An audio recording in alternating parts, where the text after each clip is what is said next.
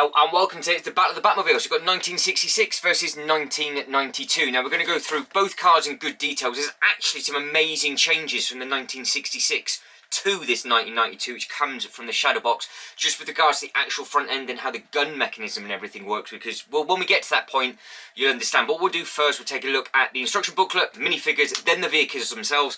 Once we've had a look at both of the 92 and 66, I'm going to get the years wrong, but I'm telling you now, that is what they are, 92 and 66. If I get them wrong from there on in, it is what it is. We'll take a look at the tumbler, and we'll also take a look at the Batman vehicle at the end as well, and I'll try and grab some of those minifigures. So stick around, because we've got lots and lots of bits and pieces come through. I am going to get tongue-tied in this one, but it is what it is. So first thing first, what we do, we'll start off with the actual minifigures themselves.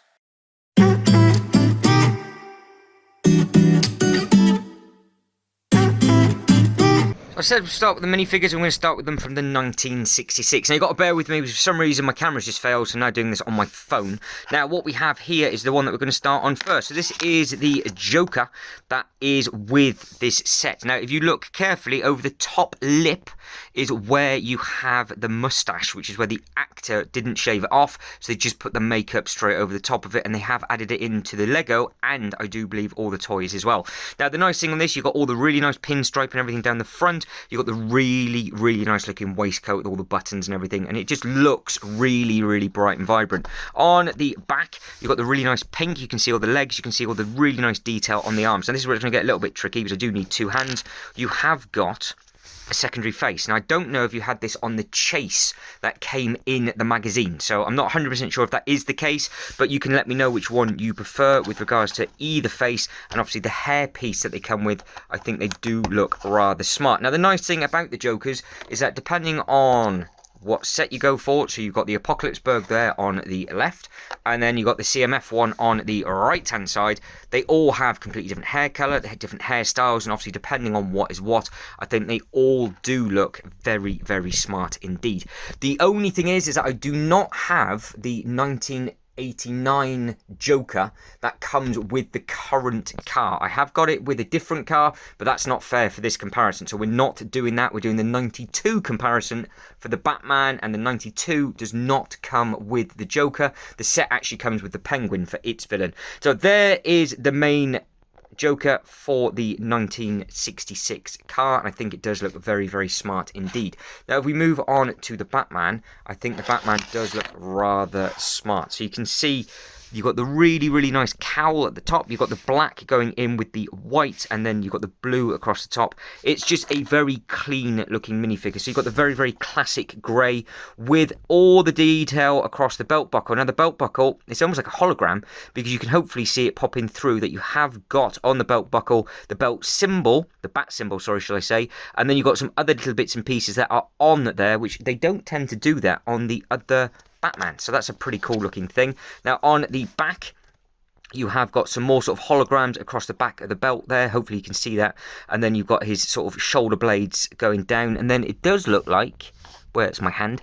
It does look like you've got the zip for the actual suit, I think, across the back. So that's something slightly different that they've put in. So that's obviously how he gets into his outfit on that behind the cape. Now, if I compare him directly with what is only going to be the fair comparison, is this one from the shadow box. So this is the first Batman that you build, and you get this Batman with the car, but this one doesn't fit in the car because it has that style cape. So you do get a secondary minifigure that it will fit, but we're not doing a review of the set. We're doing the review of two Batman minifigures, and the main thing is obviously the cars as well. But let's be honest, both of these minifigures look absolutely fantastic. The big difference between the two is you've got the 1992 symbol there on the left hand side, and then you've got the 66 symbol on the right hand side, which again I think does look very, very smart indeed. Before we start comparing the cars itself, I want to show you something on this, because you have the weapons and everything at the front. The instruction booklet is nice and simple. They're just like all of the others. You've got the minifigures at the front for bag number 1, and there's 3 bags to build in total. So if you do get your hands on this one, and it does come with that nice turntable stand and the little plaque as well. But the back is the bit that interests me to show you. So what you have got the option of doing, if we just go back to where it is, so you've got the 2 variations. So you can see on this one, you've got the more complete stealth with the bonnet, or you have the sort of the guns that are in at the top. So I am actually going to change it to this one once I've got this uploaded, because I do prefer it like that, but you actually build it with the guns popping out. Now the reason why I'm saying that you do this with regards to how you build it and how you change it is because of the Technic system that they've added in onto the newer car, because the 92 Shadowbox came out after this car, which allows you to have both. So bear with me, because when we get to the actual car itself, you'll understand what I mean. But there is this add-on bit just here. So I don't know if this is the exact same that comes in the 1966 Batcave, with the Dick pole and the Bat pole coming all the way down to the bottom for Batman and Robin. So I need to hunt that set down, to hunt this car down to see if it has that mechanism in it again. But you can see it's a simple change.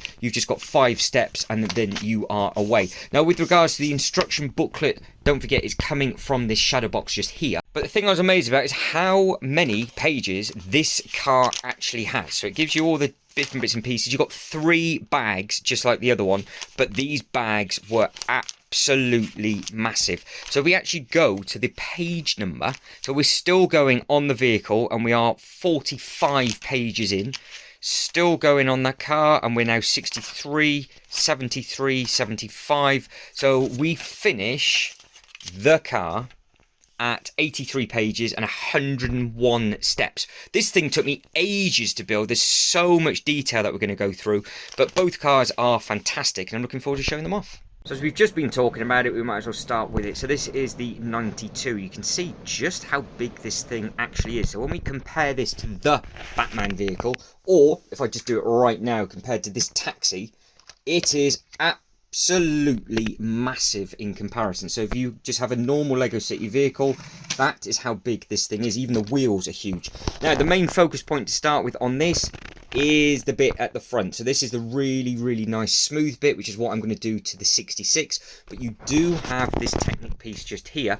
Now I've not done it yet, but I do believe if you do that, the guns come up, and all it does, it pops out that bit, and it pops out the bit on the other side, and then that is what that looks like. So it works well. I know a lot of people won't like that from a photography point of view, but the fact that the mechanism is there, it tucks away and hides away, and obviously what you can do is just have it from that side if you want to, and you can get all the photos taken from there, then you are absolutely laughing.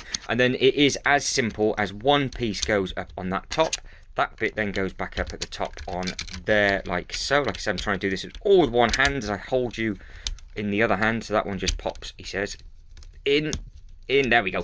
So that one just pops in, and it just looks as good as that. Now you've got lots and lots of detail, starting with obviously all the wheels, and then you have got all like lots and lots of them reverse builds. You can see how you've got the sort of the mud guards on the inside where they've used the cheese slope wedges, and then you've got all the really fancy bits and pieces with all the lighting and everything at the front. You've got the curve round for the bumper, and then as we come through, you've then got all these little bits and pieces where these engine, or I guess air intakes, they will pop out, so you can do bits and pieces. I don't think they're cannons. I think they are air intakes for the massive sort of flame at the back. So this does have a huge flame, which I'll show you later on, that actually clips in to the back. And then here, if you look at the Technic piece, the piece spins, and that's how the mechanism works for the gearing system. And then you've got this huge flame at the back. So when I put all the cars together at the end of this, you see it with the flame in. Now, with regards to these bits and pieces here, they do move if you want them to, so you can do whatever reason, get them posing slightly differently, but obviously I've only ever seen the car with them down like that. Now going across the back, quick look at that, you've got the 2 bits which look nice, and then you've got all that on the side, but you've got so many different levels and layers. You can see all those pieces that make it up on there, and then you've got all of that detail in and around. It is an impressive looking thing. So I can actually, in all fairness, see why the standalone vehicle for this, when it first came out, was so much money. But the fact that now this is in a sale with the Joker, it's definitely worth picking up if it's been on your list. But as you can see right now, it is quite a photogenic thing. But let's be honest, this one looks amazing as well. So we'll start off with the front like we did with the other one, just because you can imagine what this would be like completely smooth. So which is what I think I'm going to do, so you can get some really, really nice photos. I mean, it does look very, very aggressive from the front, and obviously you do have the weaponry in there. I never load them up because obviously I've got cats, and you can see you've got all the details and everything at the bottom. I think the red is a really, really, it just pops really well. I know it's the actual colour of the car, but it's just a very good colour combination of the black and the red. It just looks nice. I think you can get some really nice photos from it as well. As we pan round, again, you've got a flame that'll be coming out the back, and then you've got these stickers bits. The stickers are wonky. Remember, I did not put those on. It's a second-hand set. Do not start shouting at me. It is what it is. But like I said, I don't actually care if the stickers are wonky anyway, but I might have done a slightly better job than that. Now, coming round, you've got another little sticker. I do believe that is up on this bit just here. And I think the caps are also stickers, and the bit on the door also is. So that is basically what that is like. I think I might need to get a little small turntable to make my life a little bit easier. But I think what a lot of people like with regards to the detail is all these bits and pieces up at the top. I think this looks brilliant. So you have got the bat phone that is on the inside. There is a communications telecom just there. So there it is. And then all of it is complete. So you can see you've got the monitor up on there. You've got the rocket button that you can push as well. It's a nice thing, so you can get 2 minifigures in there. So if you think or know who should go in there, obviously it's going to be Robin, but I don't think you get him. You only get him in the actual Batcave that this set came with. So you've got the nice engine at the back here, so you've got these 3 bits that are moving around just there. So they're on the little clips as I'm trying to get them back in, and then you have this bit that just flops open to the side ever so slightly. So again, if I place you down, you can angle them in, or you can pull them out if you want to. So depending on what it is that you want to do with regards to photos, you can have them where they create that shape, or they come up in there. So that is completely up to you for personal preference. There's not much else that moves within this set, so you can see it is just a nice looking thing. But again, if we just quickly compare it to the taxi, this is also a big thing, because if we come pull out and have a look, it's got some length. So it's on a large wheelbase, so you're going to need some of the larger base plates and road plates, I think, for this kind of thing. But I think they do look very, very good, and this is a very, very good looking car. So this is the first time I've actually put these two side by side. I've only just recently built the 66. I'm in the process, as you can probably tell in the background, all the pieces on the floor. Yes, they are the bricks for the actual shadow box that I'm about to go live and do. So if we compare, again, just from the front perspective, you can see how the shape of the vehicles are completely different. They do look both fantastic, let's be honest. I really do think they do look very, very nice. Now, what I do like is that they have kind of learned from this one and incorporated it into this one. But from a photo perspective, I think I prefer this one, and I would have to build it there or have it flush or not. But from an ease point of view, I think this is easier, just to do that and get the guns out, and then you can take photos of it from the front, whereas that one then obviously you'd then have to rebuild. So if you were to get a lot of photos from that side, and then you can do photos from however you want, then that's obviously completely up to you. But if this little bit on the side would annoy you from a photo perspective, because obviously it's not actually on the car, then that's something that you've got to take into consideration. But it is quite nice that they tried to make this easier and incorporated it onto this side. Now, you can see just the length of the vehicles. If we put them this way, they are not far off from each other. So they are both good length on both of those. Obviously, the tumbler, when we get it out, is much, much fatter. But both these vehicles are large. The actual 92 is ever so slightly longer than the 66, but it's only going to be a stud or so. So we get them right level to the front. You just come to the back like that. It's just literally the engine. It's only a couple of studs difference, but the width of both of these are very, very impressive, and I think they do work really well side by side. And obviously when you start filling it with minifigures, I think they do look very, very smart indeed. Right, I'm not dragging this out any longer than it needs to be. All 4 side by side. I think it's self-explanatory which one belongs to which. If you're not a Batman fan, Dark Knight trilogy, best trilogy probably ever made, period. Then you've got the 92, which is basically the 89. And then you have the Batman. Now, this is also still available at the moment. Now, all of these are quite chunky and big. Yes, the windscreen's not as loose. I've just dropped it, so I can't be bothered to repair it. But this one has all the flame effects and everything in on there. So you can see you've got all the amazing blue on both sides.